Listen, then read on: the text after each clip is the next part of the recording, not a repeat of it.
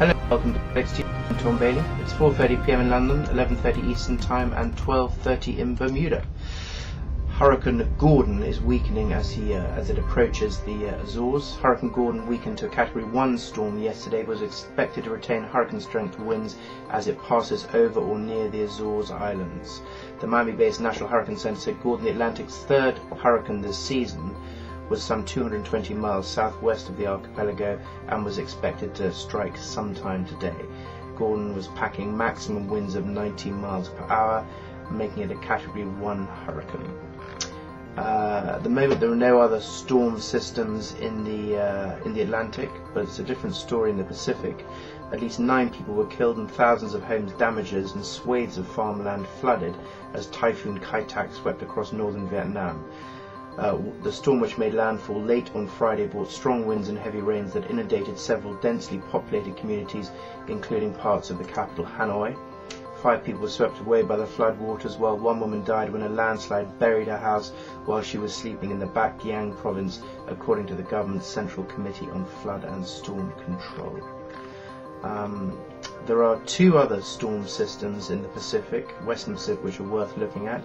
One is Typhoon Tendon, which is currently a Category 2 with sustained winds of 95 knots, but is forecast to increase to Category 4 over the next 24 hours with sustained winds of 115 knots. It's due to pass over Taiwan before making landfall around Hong Kong, so we'll keep you updated on that. There's a second, weaker storm system, Bolivan, currently a tropical storm with sustained winds of 35 knots, forecast to increase to 50 knots over the next 24 hours, which will still make it a tropical storm. It's currently more in the central Pacific, heading northwest towards Shanghai, so we'll keep you updated on that. It's always useful to get a quick view on the mean sea temperatures and variance from those. It's the warmer seas that power the storms and create more powerful storms.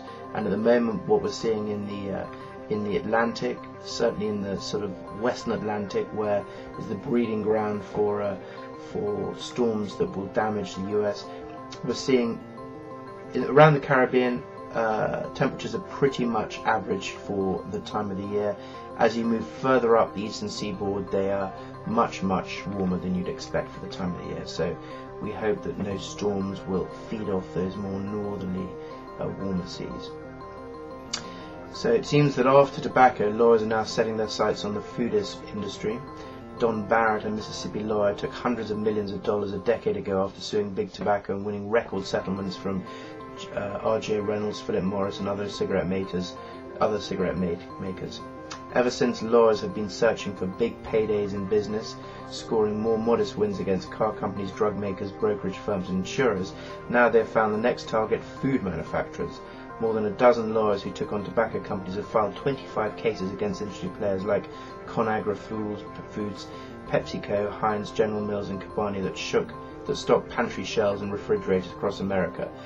The suits filed over the last 4 months assert that food makers are misleading consumers and violating federal regulations by wrongly labeling products and ingredients.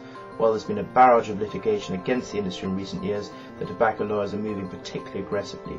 They're asking a federal court in California to halt ConAgra's sales of Pam cooking spray, Miss Swiss cocoa products, and some Hunt's canned tomatoes. Mr. Barrett, citing what he contends is the mislabeling of those products, said it's a crime and it makes it a crime to sell it. That means these products should be taken off the shelves. Food companies counter that the suits are without merit, another example of litigation gone wild.